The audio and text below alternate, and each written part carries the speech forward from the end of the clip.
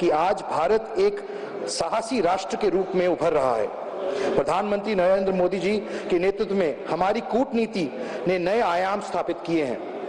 G20 की सफल मेजबानी, चाहे क्वाड की बात करें, ब्रिक्स समिट की बात करें, SCO की प्रभावी समिट की बात करें, भूमिका जो रही भारत की, आज वैश्विक दक्षिण के अंदर यानी कि ग्लोबल साउथ में की आवाज बनने में भारत एक बहुत बड़ी बुलंद आवाज बन के पूरे विश्व मंच पे स्थापित हुआ है। मैं एक बात और रखना चाहता हूं, आज मोदी जी को छोड़कर आज दुनिया में कोई भी ऐसा राष्ट्रीय अध्यक्ष ऐसा नहीं है जिसे 16 देशों ने अपने सर्वोच्च नागरिक पुरस्कार से सम्मानित किया गया हो। ये सिर्फ माननीय नरेंद्र मोदी जी के लिए सम्मान की बात नहीं है, ये पूरे देश के लिए, सारे देशवासियों के लिए, पूरे भारतवासियों के लिए, चाहे पक्ष हो विपक्ष हो, उनके लिए भी सम्मान की बात है। आत्मनिर्भर भारत और मेक इन इंडिया अभियान के तहत हमारी रक्षा क्षमताएं भी मजबूत हुई हैं। 2004 से 14 तक यूपीए के कार्यकाल के अंदर डिफेंस एक्सपोर्ट सिर्फ 4,312 करोड़ रुपए का था, लेकिन 2004 से 24 तक 1900% बढ़ोतरी आई है इसके अंदर और 88,319 करोड़ का अब ये हो गया है। अब हम न केवल अपने लिए बल्कि विश्व के लिए भी रक्षा उपकरणों का निर्माण कर रहे हैं। हाल ही में भारतीय नौसेना ने शामिल हुए स्वदेशी युद्धपोत और पनडुब्बियों का भी इसका प्रमाण मिलता है।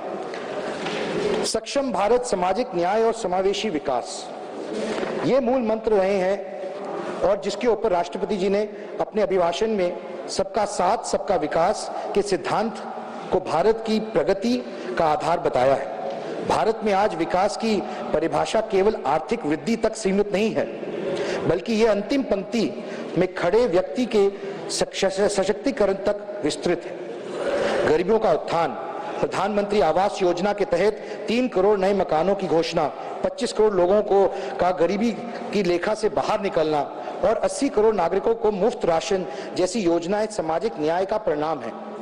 महिला सशक्तिकरण, नारी शक्ति वंदन अधिनियम के तहत संसद और विधानसभाओं में महिलाओं को आरक्षण दिया गया है। 10 करोड़ से अधिक महिलाएं स्वयं सहायता समूह से जुड़कर आत्मनिर्भर बन रही हैं। नरेंद्र मोदी जी की सरकार और सरकार का मुख्य उद्देश्य ये रहा है कि जो एजेंट ऑफ चेंज है वो महिलाएं हैं और देश की जो आधी आबादी है कि अगर हम उनके अंदर बदलाव ला सकते हैं, अगर हम क्रांति लाना चाहते हैं कि समाज के अंदर, तो उसका रास्ता महिलाओं के द्वारा जाता है। इसलिए हमें महिलाओं को सशक्त करना है, सक्षम बनाना है, सामर्थ्य बनाना है। इसीलिए चाहे वो उज्ज्वला योजना की बात हो, लखपति दीदी की बात हो, द्रोण दीदी की बात हो या उनके खाते में सीधे पैसे ट्रांसफर करने, डायरेक्ट बेनिफिट ट्रांसफर के तहत बात हो। मैं युवाओं के लिए भी अवसरों की बात करना चाहता हूं। प्रधानमंत्री युवा योजना, स्टार्टअप इंडिया और डिजिटल इंडिया के माध्यम से देश में 1.5 लाख से अधिक स्टार्टअप पंजीकृत हुए हैं और 10 लाख सरकारी नौकरियों का भी सृजन किया गया है।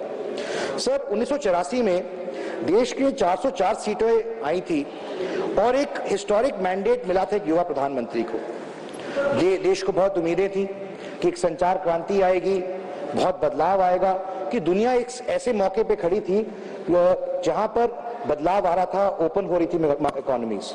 शायद कहीं ना कहीं कुछ कमियों की वजह से वो चूक रह गई और वो मौका भारत ने खो दिया।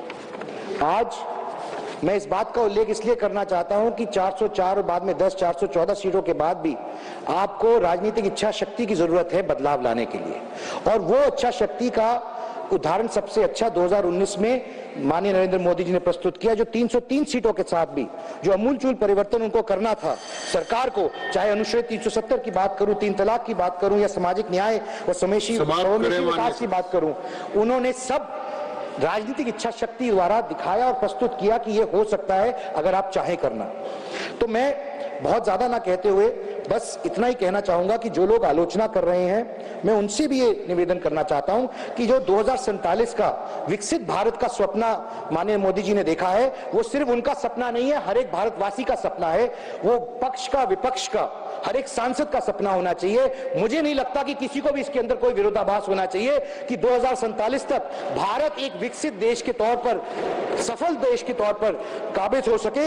ये हर एक भारतवासी की सोच होनी चाहिए और इसके लिए मैं माननीय प्रधानमंत्री जी का, माननीय राष्ट्रपति जी का धन्यवाद करना चाहता हूं और मैं इस अभिभाषण का भी के समर्थन में खड़ा हुआ था। बहुत बहुत धन्यवाद। जय भारत, जय। धन्यवाद कार्तिकेय जी।